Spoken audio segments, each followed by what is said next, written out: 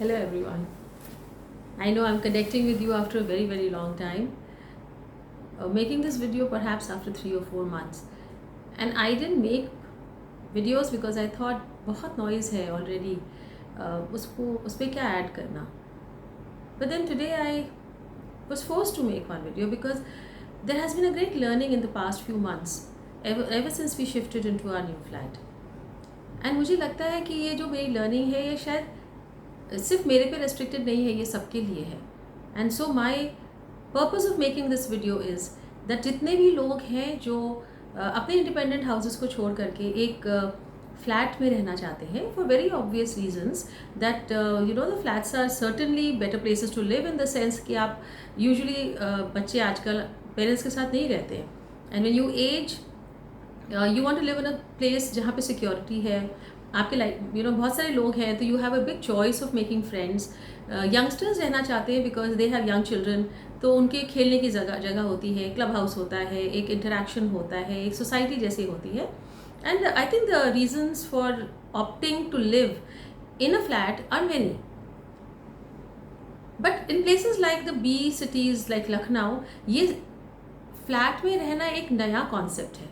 Usually people lived in their independent houses, but I have seen recently people are selling their independent houses in order to move into a flat for the various reasons which I just mentioned.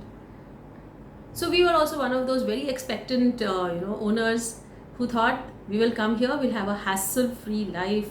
Somebody is going to do the work of maintaining the building. Somebody will do the work of ensuring that there is water supply, there is electricity supply, and that there will be a lot of interactions in the society.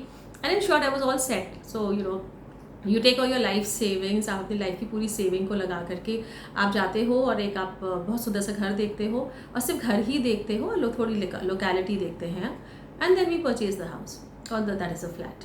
ये हम सबके साथ होता है.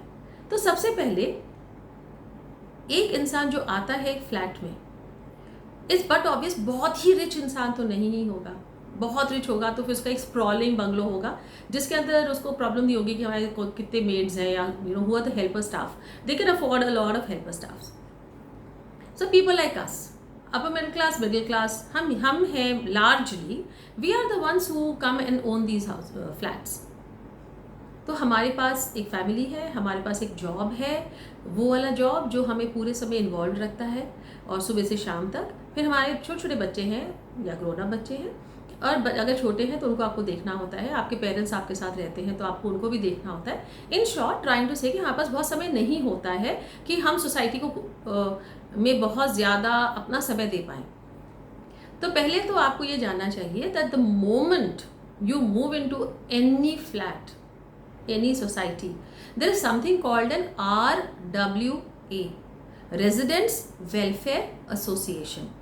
ये कई लोगों को शायद नहीं पता होगा या नाम पता होगा, उसका एग्जैक्ट क्या मतलब है, उस पर कितना काम होता है ये शायद आप नहीं जानते. तो थोड़ा मैं उसके बारे में बताना चाहूँगी कि ये जो RWA होता है ये बिल्डर का जब काम ख़त्म हो जाता है किसी बिल्डिंग में तो बट ऑब्वियस है वो बिल्डर को अपनी और बिल्डिंग्स बनाते हैं. तो उनका जब काम ख़त्म हो जाता है तो वो थोड़े समय के लिए चला करके एक अमंग द रेजिडेंट्स जो लोग रहते हैं उसी सोसाइटी में से कुछ लोगों को मिला करके एक उनका एसोसिएशन बना देता है और फिर वो बिल्डर चला जाता है.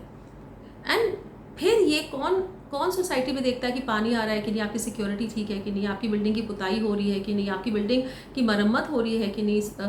ऑल दीज थिंग्स अब कोई नहीं चला रहा, गवर्नमेंट आके नहीं चला रही है, सोसाइटी में जो लोग रहते हैं वही चला रहे हैं. In short we live in a democracy.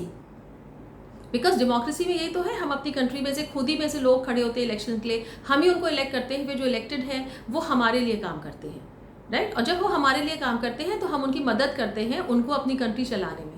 वैसे ही एक छोटी सी डेमोक्रेसी है एक सोसाइटी जहाँ पे हम ही लोगों में से कोई लोग खड़े होकर के और हम ही लोगों की मदद से और सब मिल करके अपनी सोसाइटी को चलाते हैं. कोई बाहर से ये हमारे इस घर में दखल अंदाजी करने नहीं आता है.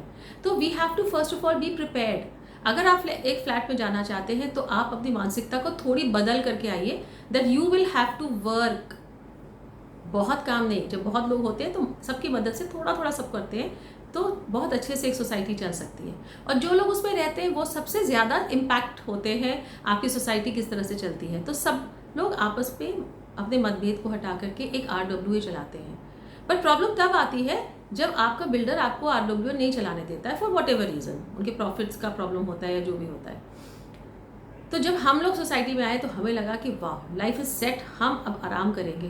बट फॉर द आराम नाम की चीज़ अभी मिली नहीं है, बिकॉज एक जो होता है ना RWA बनाने का चक्कर, और हम सब लोग different parts of the country से रह रहे हैं, सब डिफरेंट बैकग्राउंड से आते हैं, सबके डिफरेंट वे ऑफ सोचना होता है, तो सब लोग एक तरह से डिफरेंट लोग होते हैं। इतने लोगों में ना जान ना पहचान, कैसे आप मिल करके एक सोसाइटी को चलाओ, एक प्रॉब्लम होती है।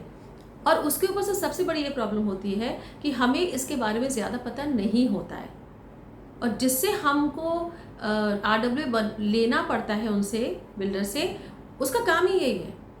तो वो तो बहुत नॉलेजेबल है, उनका काम ये है, हमारा काम ये नहीं है, तो हम नॉलेजेबल नहीं है, तो हम कैसे हम RWA बना पाए, या कैसे हम अपनी सोसाइटी को अपनी तरह से चला पाए।